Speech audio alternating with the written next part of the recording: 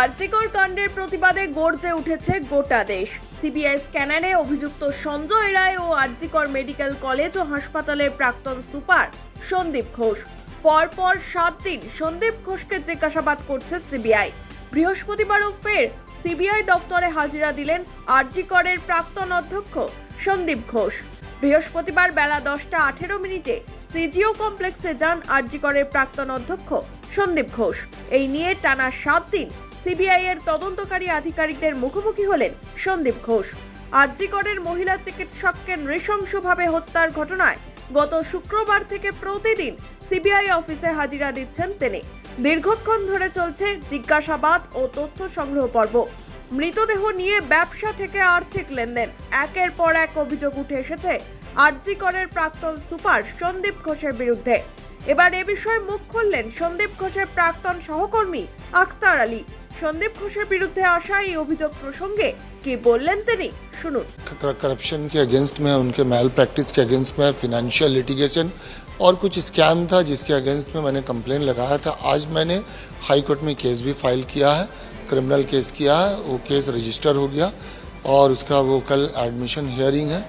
तो ये देखते हैं। फिर हाई कोर्ट से मैंने अपनी सेफ्टी सिक्योरिटी के लिए भी अपील किया है, क्योंकि मुझे भी धमकियां आ रही हैं और ये बहुत बड़ा स्कैम है, बहुत बड़ा नेक्सस है संदीप घोष का, जिसको मैं एक्सपोज करना चाहता हूँ।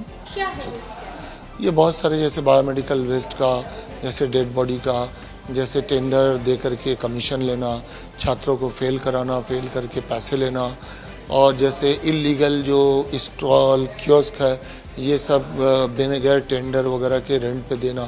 तो इस तरह का बहुत सारा इरेगुलरिटीज़ है। उसमें डेड बॉडी भी एक है। तो मैं चाहता हूँ कि इसकी इंक्वायरी हो ऊंचे लेवल में और उनको सज़ा मिले और उनका ये रैकेट जो है इसका पर्दाफाश हो। देखिए, ये कुछ डेड बॉडी जो है बगैर पेशेंट पार्टी के, मर्जी के, कंसेंट के और फॉरेंसिक मेडिसिन के HOD के बिना नॉलेज के ये वर्कशॉप में दे दिए थे। तो इसके अगेंस्ट में एक इंक्वायरी कमेटी हुई थी, नेशनल कमीशन में कंप्लेन भी हुई थी, हाई कोर्ट में भी PIL हुआ था। बहुत कुछ हुआ, सब कुछ हुआ, लेकिन पता नहीं आज तक कुछ हुआ नहीं इनका आज तक अभी तक तो कुछ हुआ नहीं है।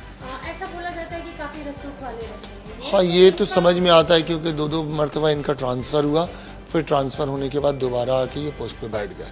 आपको लगता है कि डायरेक्ट जो हेल्थ मिनिस्टर है उनका इनके साथ में कोई... नहीं, ये मुझे नहीं लगता, और ये मेरे लिए बोलना मुनासिब भी नहीं होगा, क्योंकि जो चीज़ मेरे नॉलेज में नहीं है मैं कैसे बोल सकता हूँ। आपका भी वहाँ से ट्रांसफर किया गया था, क्या वजह थी? ट्रांसफ़र क्योंकि मैंने इनका पर्दाफाश किया था, इनको एक्सपोज किया था, तो इसलिए मेरा ट्रांसफ़र इन्होंने करवाया। लेकिन देखिए, ट्रांसफ़र एक चीज़ है कि सरकारी नौकरी में ट्रांसफ़र हो ही सकता है, उससे मैं घबराया नहीं हूँ, न परेशान हूँ।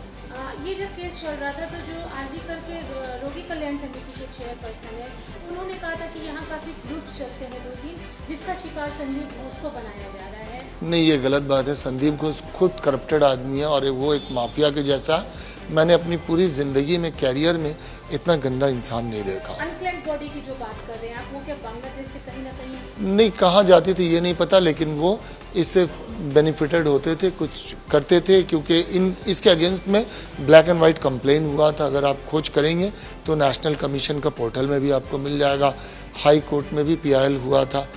तो जो अभी अक्यूज्ड अरेस्ट हुआ है, वो क्या संदीप को जानते थे पहले से? देखिए, मैंने जब उसकी फ़ोटो टीवी में और वीडियो देखा तो मेरे जहन में अचानक से आया कि ये बंदा जो है तो संदीप घोष के अंदर ही काम करता था।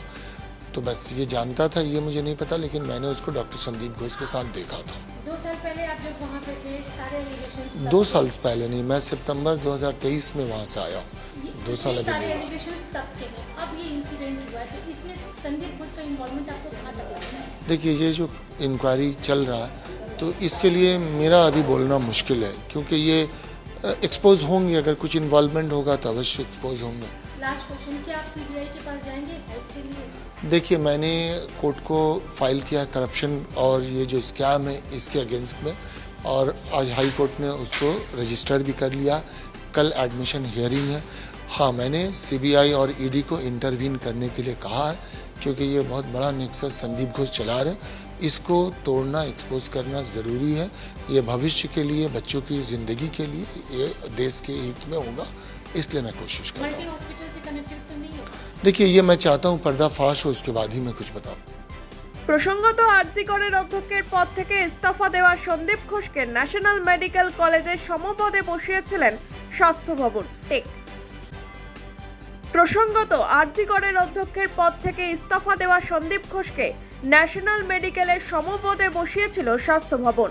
তা নিয়েও প্রতিবাদ শুরু হয়, তবে হাইকোর্টের নির্দেশে নয়া দায়িত্ব গ্রহণ করা হয়নি। ছুটিতে যেতে হয় তাঁকে। সুপ্রিম কোর্টে মঙ্গলবার শুনানির সময়ও সন্দীপ ঘোষের ভূমিকা নিয়ে বিস্তর প্রশ্ন উঠেছিল। এই আবহে বুধবার তাঁকে ন্যাশনাল মেডিকেলের অধ্যক্ষ পদ থেকেও অপসারণ করেছে রাজ্য। Bureau report, one India Bangla.